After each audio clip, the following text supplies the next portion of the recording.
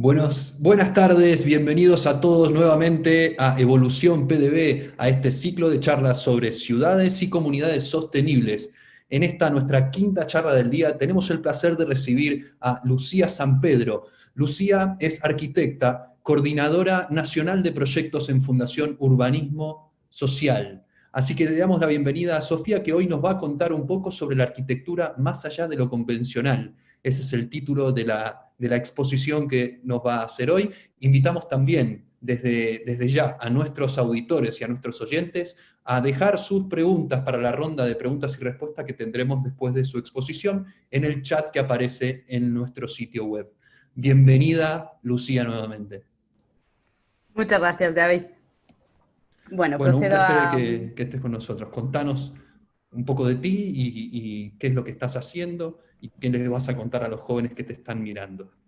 Buenísimo. Bueno, hola a todos, un gusto estar acá. Soy Lucía, como bien han dicho, trabajo en la Fundación Urbanismo Social. Soy arquitecta, llevo casi 2 años acá en Chile trabajando y bueno, quería contaros un poco también mi experiencia, mi cambio de rumbo un poco en torno a la arquitectura y bueno, espero poder motivar a todos los presentes, que se animen, es una carrera preciosa, estupenda, así que en eso estamos, a ver si conseguimos motivar a que la gente nos ayude un poquito a hacer un mundo mejor a través de la arquitectura.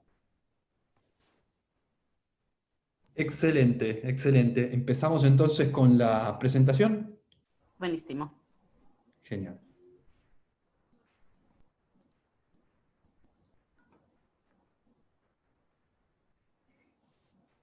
Ya. Bueno, para seguir un poco con la introducción, como bien hemos comentado antes, soy coordinadora nacional de proyectos en la Fundación Urbanismo Social. Me incorporé a trabajar con ellos en marzo de este mismo año. Y bueno, dentro de esta fundación, luego un poquito más adelante contaré en más detalle a lo que nos dedicamos en esta fundación, sobre todo desde el punto de vista de lo urbano, de lo arquitectónico, de lo construido. Pero voy a hacer como un pequeño recorrido por mi trayectoria profesional desde que terminé la universidad, sobre todo haciendo un poco hincapié en el cambio de rumbo que realicé, dado que, digamos que haciendo un poco alusión al título, empecé trabajando en una arquitectura muy convencional y di un cambio radical dedicándome a una arquitectura mucho más sostenible, pensando en las personas, con proyectos de participación y bueno, al final pensando, digamos, en un mundo mejor, un poco más equitativo para todos. Bueno, en primer lugar, en el año 2008, ahí empezaba yo ya a decidir qué tenía que estudiar y decidí arquitectura. Y la cuestión es, ¿y por qué arquitectura? Bueno, en primer lugar, cuando terminé de estudiar, tenía mucha confusión porque había muchas carreras que me atraían, siempre tenemos diferentes criterios, que si cuál tendrá más oportunidades laborales, que si cuál la voy a disfrutar más, etcétera. Bueno, yo finalmente aposté por arquitectura por un motivo fundamental. Para mí es una carrera que combina tanto lo técnico o lo más matemático, lo más científico, por así denominarlo, con el arte. Entonces pensaba que era una carrera muy completa y aparte había una parte de mí que decía, bueno, sin arquitectura, donde vivimos, las ciudades no existirían. Entonces, esos dos motivos, la combinación del arte y de lo científico, junto con que la ciudad tiene que existir para que el ser humano funcione, por así decirlo, se juntaron en el motivo para decidir el estudiar arquitectura. Y bueno, cuando terminé la carrera en el año 2008, empecé una trayectoria laboral bastante tradicional o convencional o lo que podemos decir más común o normal, por así denominarlo, y trabajé en diferentes estudios u oficinas de arquitectura, primero mientras estaba estudiando y después cuando ya estaba titulada. Trabajé en la constructora Acciona, trabajé en un estudio de arquitectura que se llamaba García Germán Arquitectos y bueno, en todos estos estudios realicé diferentes tipos de trabajos, interviniendo en proyectos muy convencionales, la mayor parte con clientes privados, etcétera. Pero bueno, eran cualquier proyecto que uno se pueda imaginar de arquitectura, de dibujar sus planos, calcular su estructura, etcétera, de una manera muy, muy convencional. Durante los años 2016 y 2019, una vez ya tenía el título de arquitecta, estuve colaborando también como arquitecta junior en un estudio de arquitectos llamado Sanmo Arquitectos. En este caso era un estudio especializado en oficinas generalmente para bancos. En este caso eran los bancos Bankia y Banco Santander. Y bueno, en algún caso también hacíamos alguna que otra reforma en escuela, en colegios mayores o en oficinas quizá de gran envergadura.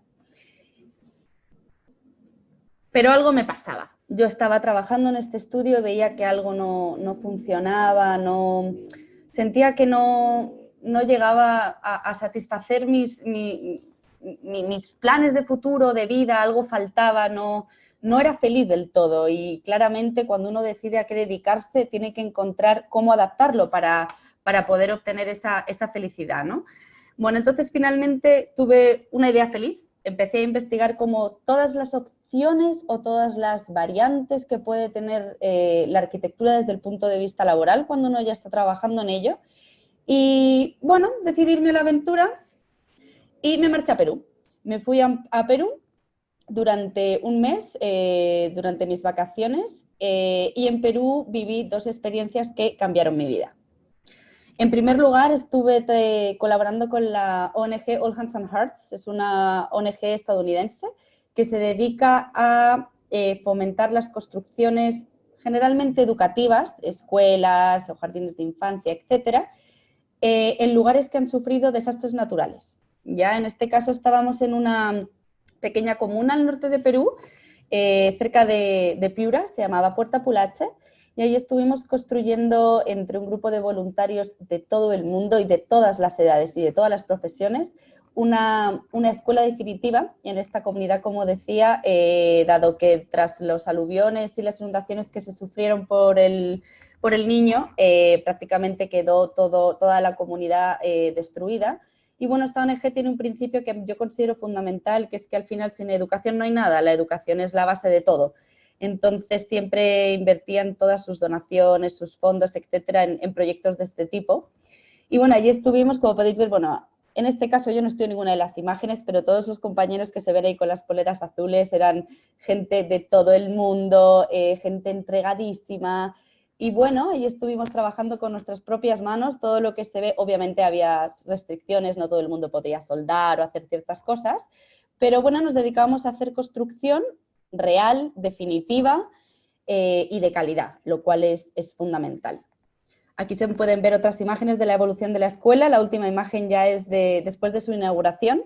La comunidad quedó totalmente satisfecha el día de la inauguración. No solo estuvieron los de la comunidad, sino de las comunidades más cercanas. Y cuando digo más cercanas, posiblemente estaban casi a 50 kilómetros. Y bueno, fue un éxito rotundo. Fue una experiencia increíble. Conocí a muchísima gente que tenía entusiasmo y que tenía como intención de solventar problemas que había en el mundo, de ayudar un poquito a través de sus profesiones. Era algo increíble, ¿no? Se generaba además un entorno estupendo, muy buena onda, era como una aventura relacionada con mi profesión, por así decirlo. Además de estar con esta ONG que comentaba, con All Hands on Hearts, también tuve una participación con Techo Perú. Nos llamaron a algunos voluntarios, digamos los que teníamos más experiencia en construcción, nos llamaron para ir a construir 5 viviendas de emergencia en una comunidad cercana donde estábamos. Bueno, fuimos para allá y estuvimos construyendo viviendas de emergencia. Son viviendas de emergencia muy parecidas a las que se construyen acá en Chile. Y bueno, fue una experiencia también increíble. Además, en esta ocasión el grupo era mucho más reducido y al final el grupo de los que estábamos participando se convirtió en una familia. Fue una semana, pero hicimos una familia. A día de hoy tengo contacto con todos ellos, me he ido de viaje con todos ellos. Bueno, seguimos totalmente como el primer día que nos vimos allá en terreno. Y bueno, aquí se ven más imágenes, ahí están las casitas que fuimos a construir a la comunidad y bueno, ahí estábamos incluso con las mismas familias que trabajaban con nosotros, que se puede ver en las imágenes, y fue una experiencia increíble de nuevo, ¿no? El pensar que puedes otorgar un techo a una persona con tus conocimientos cuando ellos no tienen prácticamente nada, es una sensación que no tiene precio alguno, ¿no? Es una forma de poder hacer de tu trabajo algo satisfactorio y algo bonito, ¿no? Entonces, la verdad que fueron unas experiencias que cambiaron mi vida. ¿Qué pasó entonces a mi vuelta de Perú? Bueno, A mi vuelta de Perú me di cuenta de que era necesario vivir en ciudades justas, era necesario vivir en ciudades humanas y en ciudades equitativas, como bien comentaba al comienzo de esta presentación. Cambió un poco el enfoque, el objetivo de cómo podía yo aportar con mi profesión, cómo podía aportar al mundo o cómo podía poner mi pequeño granito de arena, digamos, a través de mis conocimientos. Y me di cuenta que una cosa súper importante era conseguir las ciudades más justas y más equitativas para todos. Además, me di cuenta de que era fundamental que las personas nos sintiéramos felices de habitar donde habitábamos. No es suficiente que la ciudad esté por estar. La ciudad tiene que ser el complemento que nosotros necesitamos y tiene que tener la oferta que nosotros necesitamos. Si no somos felices donde estamos viviendo, la ciudad no está cumpliendo con sus objetivos. Por otro lado, me di cuenta que es fundamental construir un proyecto común. En mi experiencia en Perú, tanto en la ONG estadounidense como con la de Techo, la comunidad se involucró desde el primer minuto en la construcción, incluso en el diseño, y eso al final es fundamental. Nadie conoce mejor las necesidades que uno puede tener que quien está viviendo en el mismo territorio. Por tanto, el construir un proyecto común también se convirtió en uno de mis objetivos para poder conseguir construcciones de mejor calidad para todos y todas. Por otro lado, me di cuenta de que era fundamental tener una mayor inversión social en los procesos urbanos. Como bien comentaba antes, en relación con el proyecto común, es fundamental que la comunidad se relacione, intervenga en todos los procesos urbanos. Son las personas que habitan el territorio los que saben lo que hace falta en ese territorio, las reformas, las reparaciones, lo que hay que incorporar. Ellos conocen mejor que nadie cómo hay que intervenir en ese lugar. Por tanto, es fundamental involucrarlos en todo proceso. Como decía, además de la comunidad, es fundamental el involucramiento de todos los actores. Bueno, un proyecto de construcción, ya sea un edificio, ya sea un plan maestro, ya sea cualquier tipo de proyecto urbano, habitacional, etcétera, requiere una gestión y un involucramiento de todos los actores que intervengan. Bueno, supongo que más o menos tenéis en mente que un proyecto mínimo tiene que tener una constructora, tiene que tener alguien que lo diseñe, etcétera, ¿no? Siempre hay diferentes actores que tenemos que gestionar y que coordinar. Es fundamental que todos se involucren en el proyecto, de nuevo haciendo hincapié en la comunidad. Y con eso me di cuenta de que lo fundamental de todo esto y la base de todo era poner en el centro a las personas. Las personas somos los que decidimos lo que queremos, somos los que vemos las necesidades, somos los que sabemos cómo tenemos que satisfacer esas necesidades y somos los que tomamos las decisiones para mejorar en todo, incluido en lo urbano. Por tanto, al final, la conclusión es que el centro de todo tiene que ser las personas y son ellas las que tienen que decidir y tomar las decisiones en cuanto a sus construcciones, en cuanto a cualquier tipo de proyecto que se vaya a realizar en el territorio donde habitan. Bueno, después de estas reflexiones, a mi regreso de Perú en España, decidí dar un cambio radical al rumbo profesional que estaba tomando y decidí estudiar un posgrado en cooperación en el Instituto Universitario para la Cooperación en Habitabilidad Básica. Era un posgrado en el que, bueno, estudiamos distintas técnicas de construcción para proyectos de autoconstrucción. Estudiamos también muchas técnicas de construcción con materiales locales, incluso hasta hicimos un taller de construcción en adobe, hicimos un taller con conchas marinas, hicimos muchísimos talleres con diferentes técnicas de construcción que jamás te explican posiblemente en esa arquitectura que denomino más convencional. Parece que hoy en día todo es hormigón, todo es vidrio, madera, hay mucho más allá y la verdad que este posgrado me enseñó a descubrir técnicas que no tenían por qué implicar la presencia de una constructora, no tenían por qué implicar la presencia de otras entidades que a lo mejor no ayudan en el proceso de la construcción enfocado en las personas. Sin embargo, eran técnicas que permitían que las personas pudieran tomar sus decisiones, pudieran participar incluso con sus mismas manos. Entonces, me di cuenta de que tenía que dar el giro radical y, bueno, ahí fue cuando también me incorporé en un grupo de voluntariado en Madrid, mientras estaba estudiando este posgrado. Era un grupo de la ONG Arquitectura Sin Fronteras en Madrid y nosotros participábamos en la Cañada Real. La Cañada Real es un asentamiento que hay a las afueras de Madrid, de unos 14 kilómetros de largo, es muy estrechito, pero es muy, muy largo. Y bueno, este es una zona muy complicada además de gestionar porque tienen 3 gobiernos distintos, dado que es tan largo, afecta a diferentes municipios y tiene hasta 3 gobiernos diferentes, por tanto llegar a acuerdos es complicadísimo en todo lo que a la construcción se refiere. Entonces, bueno, nosotros ahí lo que hicimos fue intervenir con la comunidad y generar diferentes instancias de construcción participativa. Ya por un lado, bueno, generamos un parque, que es la primera imagen, ahí se ven las pérgolas, tenía una zona en la placita este mismo parque como una zona de permanencia, de descanso, con unas bancas que hicimos con nuestras mismas manos, reutilizando bañeras, cortándolas y pintándolas. Por otro lado, también hicimos unos talleres de jardineras, que es la que se ve en la imagen de la derecha. Hicimos incluso hasta un skatepark, que también en esa imagen de la derecha al fondo se puede percibir, era unas rampitas que hicimos de madera para poder practicar como el skate, que era una de las actividades que más realizaban en esta comunidad. Y bueno, la verdad que era un éxito y es increíble ver cómo la gente se involucra, cómo la gente quiere mejorar su entorno, cómo la gente quiere participar en toda construcción, ser parte de ella. Al final la gente está muy preocupada siempre por su territorio, por vivir mejor, por tener una mejor calidad de vida y siempre se involucran en todo tipo de instancia que se genere junto a ellos. Bueno, después del posgrado, como comentaba, bueno, más bien mi viaje a Perú, mi aventura a Perú, como yo la llamo, después de mi posgrado, de estudiar mi posgrado en cooperación especializada en habitabilidad básica y después de ese año participando como voluntaria en el asentamiento de Madrid que comentaba antes, decidí dar un paso más allá.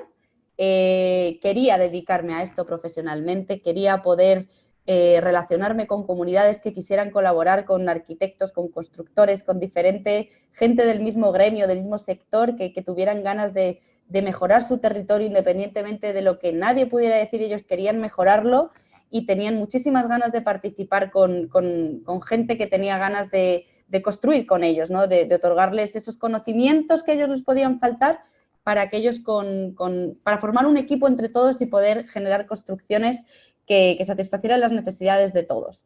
Bueno, ahí fue cuando ya decidí renunciar a mi trabajo allá en el estudio que estaba trabajando de arquitectura y di un cambio totalmente a mi vida y me vine a vivir a Chile.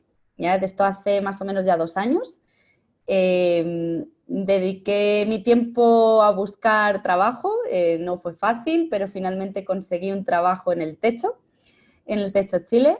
Ahí estuve trabajando prácticamente 1 año como jefa nacional de los trabajos voluntarios. Pues supongo que todos más o menos están bastante familiarizados con el tema, pero bueno, por si acaso hay gente que no lo sepa, son 2 instancias que se hacen al año en la que se realizan construcciones en diferentes sectores del país. Ya yo la verdad que tuve mucha suerte, pude viajar por todo Chile y bueno, en mi periodo de trabajadora en el Techo hicimos muchísimos tipos de construcciones con la comunidad. Ahí en la primera imagen estábamos construyendo un pequeño parque infantil. Se ven ahí cómo van saliendo unas torrecitas, una escalera, bueno, al final eso terminó con un resbalín, una malla para trepar, lleno de colorido, lleno de niños, que era lo más importante. Y el diseño lo realizamos con la comunidad. No solo nosotros lo construimos con nuestras manos, con la ayuda de los voluntarios y voluntarias, por supuesto, sino que la comunidad tuvimos ciertas sesiones con ellos antes de realizar estos proyectos para validar también los proyectos que íbamos a construir, porque al final no olvidemos que los usuarios iban a ser ellos. Entonces, son ellos los que tienen que decidir qué necesitan, qué quieren y nosotros desde la parte técnica podemos asesorar en términos más de construcción, ¿no? de lo técnico, como bien decía, pero al final ellos son los que saben lo que quieren. Por otro lado, en la imagen de la derecha ahí vemos una sede social. Esto fue una sede social también que construimos en Antofagasta. Y bueno, ahí lo mismo, los diferentes comités con los que trabajábamos fueron levantando las necesidades y ellos mismos tuvieron como primera prioridad en la construcción de una sede social. En este caso no se involucraron tanto en el diseño, pero sí, por ejemplo, en ciertos detalles como las dimensiones que querían muchas ventanas, etcétera, ¿no? Había ciertas pautas que ellos tenían muy claras en función de las necesidades de nuevo que ellos tenían, ¿no? De la cantidad de gente que generalmente se reúne, de las actividades que realizan y al final, vuelvo a lo mismo, es la comunidad quien sabe lo que necesita o cómo va a funcionar mejor. Aquí podemos ver otras de las imágenes de los trabajos, en este caso eran todo viviendas de emergencia. Son muy parecidas a las que mostraba de Perú, como antes decía, aquí dependiendo de la zona en Chile, dado que Chile es un país tan largo con tanta variedad en el clima, nos íbamos adaptando un poco constructivamente según la zona donde estuviéramos. La primera imagen, la de la izquierda, ahí las forrábamos de zinc, ahí estábamos, si no me equivoco, cerca de Temuco. Entonces, bueno, ahí las viviendas siempre las forrábamos en zinc por un tema climático, ¿no? Para poder guardar mucho mejor el calor en el interior, para tener un confort térmico, etcétera. Sin embargo, las viviendas que íbamos realizando en el norte no incorporábamos zinc, sino solo terciado y OSB. Pero bueno, al final de nuevo aquí, más de lo mismo, son viviendas de emergencia para familias que no tienen prácticamente nada.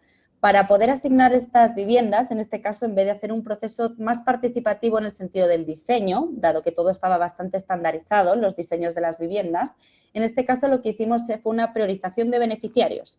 Obviamente todos conocemos la desigualdad que hay en el país, pero siempre hay que priorizar dentro de las necesidades que pueda tener cada uno. Entonces ahí hacíamos un estudio y una evaluación de las viviendas existentes que los asignatarios tenían. Evaluábamos el estado de piso, de techo, de muros y además evaluábamos otros factores como puede ser el hacinamiento o la vulnerabilidad. De ahí generábamos una lista, una lista donde teníamos todos los asignatarios posibles que necesitaban una vivienda de emergencia y íbamos priorizando en función de la mayor necesidad. Bueno, y después de esto, me di cuenta de que quería dar un paso más. Quería seguir con esta nueva aventura, este nuevo camino que había tomado más de poder aportar a la sociedad de alguna manera, de hacer ciudades mejores, pero creía que necesitaba dar un paso más en cuanto a construcción definitiva se refiere. Es decir, no olvidemos que finalmente mi vocación era estudiar arquitectura y ser arquitecta. Entonces necesitaba algo que combinara esa necesidad de poder satisfacer ese ego de arquitecta, ¿no? De poder diseñar, de poder construir, de poder ejercer de una arquitecta más convencional, y quería equilibrarlo junto con el poder ayudar a la sociedad y aportar un poquito más desde mi profesión. Fue ahí cuando decidí entrar en urbanismo social. Llevo ya prácticamente como 6 u 8 meses en urbanismo social trabajando. Y bueno, en urbanismo social tenemos algo muy claro, que es que buscamos la felicidad de las personas y la cohesión social en la ciudad. Ese es un poco el lema que tenemos en la fundación. ¿Y con eso qué queremos decir? Bueno, pues queremos decir dos cosas fundamentales. Uno, queremos fomentar y permitir las relaciones e interacciones sociales en espacios de convivencia, ya sean públicos o privados.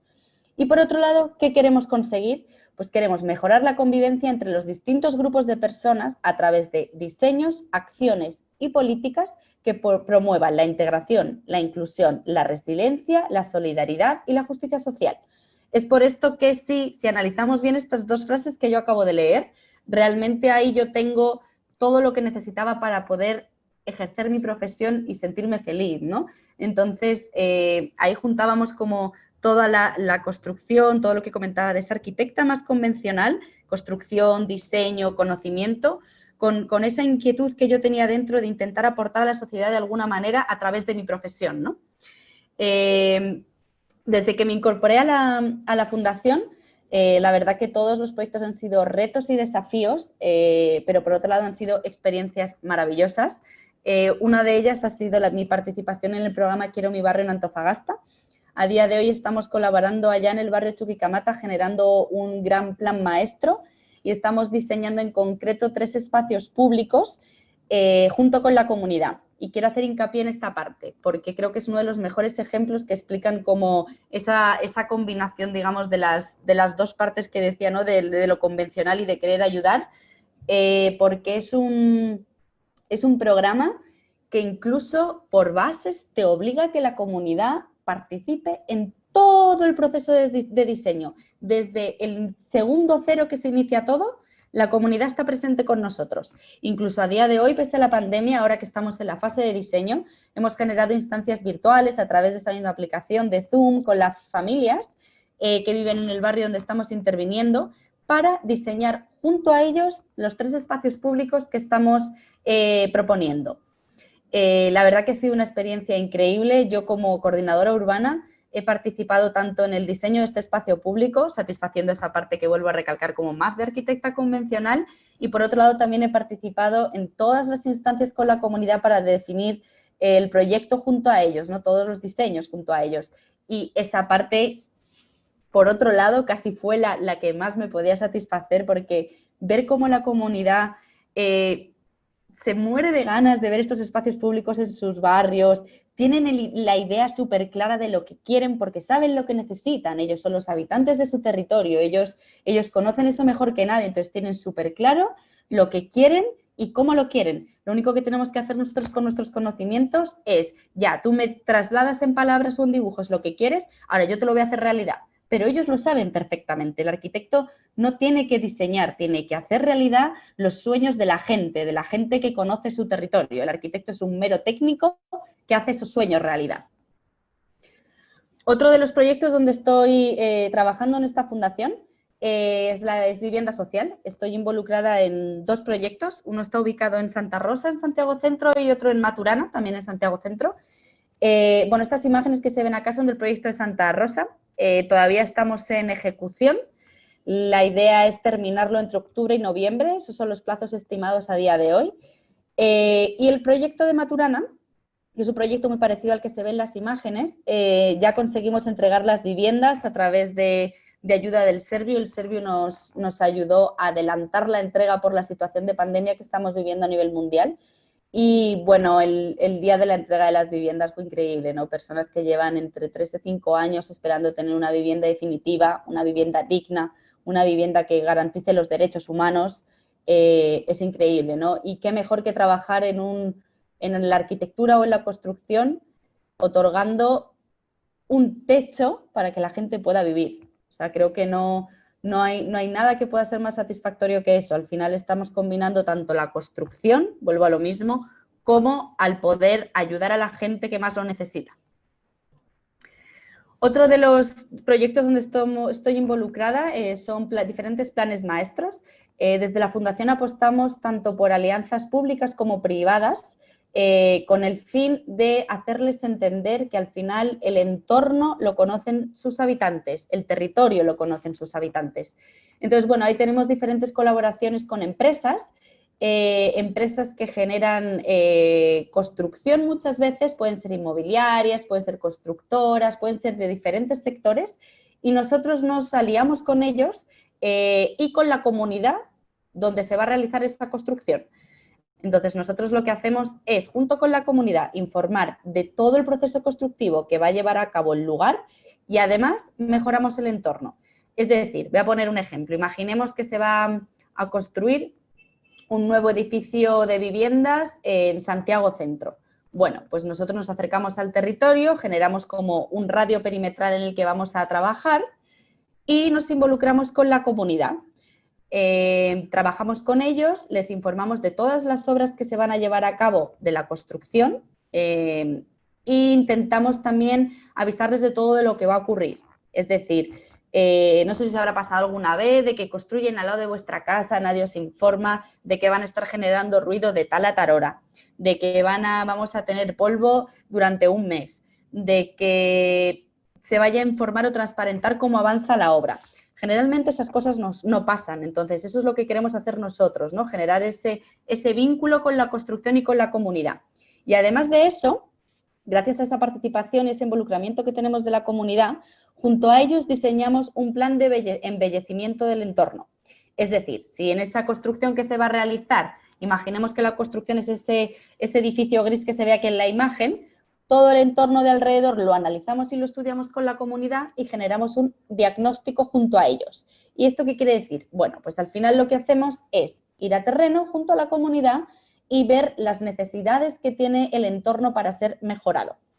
Y ahí se hace un levantamiento, se deciden las obras de intervención y finalmente esa construcción va acompañada de una mejora del entorno que al final también mejora la calidad de vida de todos los habitantes de ese territorio. Entonces, bueno, finalmente creo que este es uno de los mejores ejemplos que se puede dar como como uno de los ejemplos que estaba comentando antes de esa satisfacción, ¿no?, de poder ejercer la arquitectura, pero desde un punto de vista más social, ¿no? Incluso creo que hasta el mismo nombre de la fundación lo dice bien claro, urbanismo social, es decir, lo urbano tiene que salir de la sociedad, lo urbano, lo físico de la ciudad que nos rodea, tiene que salir de sus mismos habitantes, no puede salir de ningún arquitecto o un constructor que venga y te imponga las necesidades que uno puede tener. No hay nadie como el mismo ser humano en el territorio para conocer las deficiencias o las mejoras que un territorio puede tener.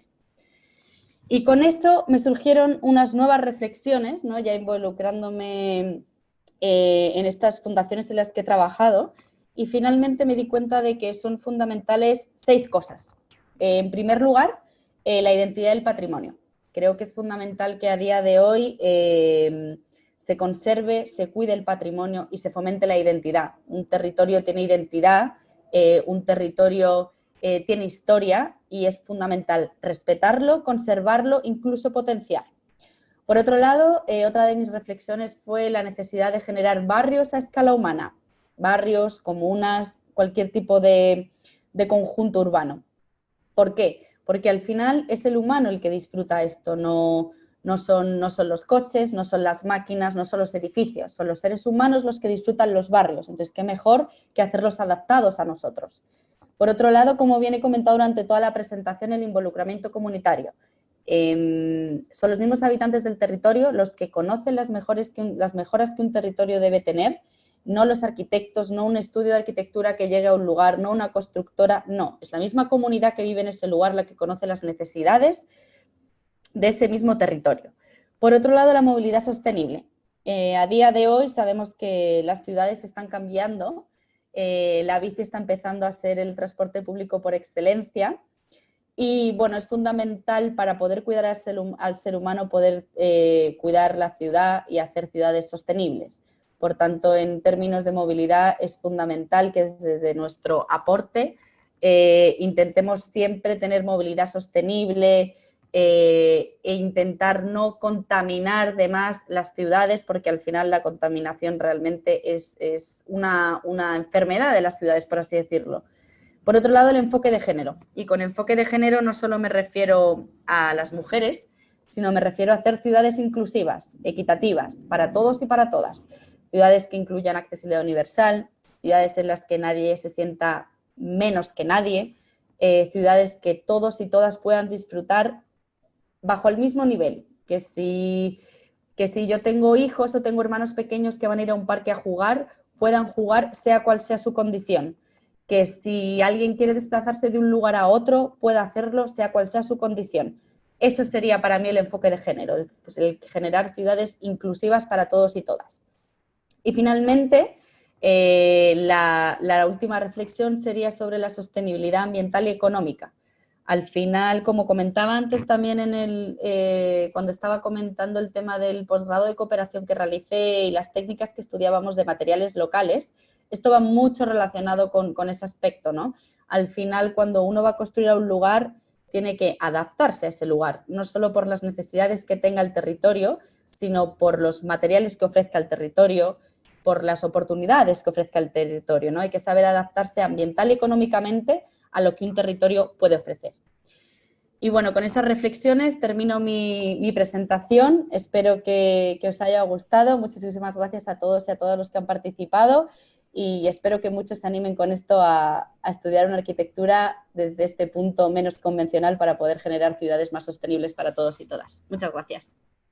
Gracias a ti, Lucía. Realmente ha sido una exposición muy interesante, sobre todo porque nos llevaste por el recorrido de tu carrera profesional y es siempre refrescante escuchar la historia en primera persona de alguien que lo vivió de esta manera y de alguna forma creo que es inspiracional para los jóvenes que nos están escuchando el hecho de poder ver cómo la voluntad de una persona puede generar un impacto muy importante en el entorno en el que se mueve, y no siempre ni siquiera en el país en el que nació, también puede ser cruzando el océano. Así que, Lucía, ha sido muy interesante. No sé si tienes algún mensaje más para los jóvenes, algo que les quieras decir. No hemos recibido preguntas de nuestra audiencia, probablemente por lo claro del mensaje, pero sería bueno si tienes algún mensaje para estos jóvenes que están buscando su camino profesional, lo que quieras decirles, alguna recomendación, algún consejo, lo que nos quieras decir. Ya, muchas gracias, David. Bueno, yo creo que al final, independientemente de lo que decida estudiar uno, creo que todo el mundo le puede dar un enfoque más social, como comentaba. Creo que no hay ningún sector, ningún tema específico, da igual que sea arquitectura, que sea medicina, que sea, da igual lo que uno estudie, que al final cada uno puede darle el enfoque que quiera.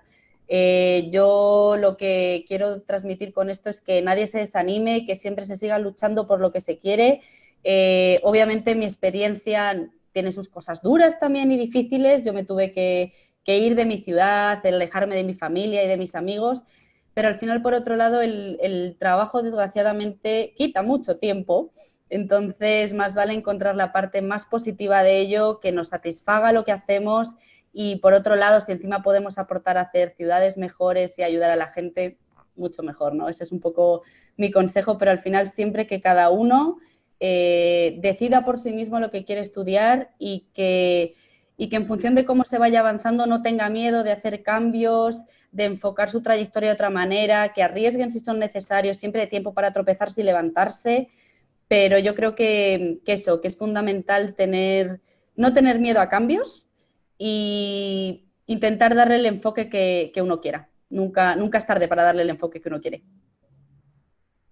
Perfecto, excelente. Gracias por el mensaje. La voluntad mueve montañas, como dicen. Y bueno, invitamos a nuestra audiencia, agradeciéndole nuevamente a Lucía, invitamos a nuestra audiencia a seguir con nosotros, porque en los próximos 23 minutos, dentro de 23 minutos a las 17 horas, tendremos la última charla de este ciclo de comunidades y ciudades sostenibles con con Jorge Morales, que nos hablará de medio ambiente construido y sostenible de la Universidad Diego Portales. Aprovecho para agradecer a América Solidaria por hacer posible este encuentro con Lucía San Pedro y nos vamos despidiendo. Así que gracias, Lucía, nuevamente y los esperamos en la próxima charla. Gracias a vosotros, ha sido un placer. Hasta la próxima. Chao.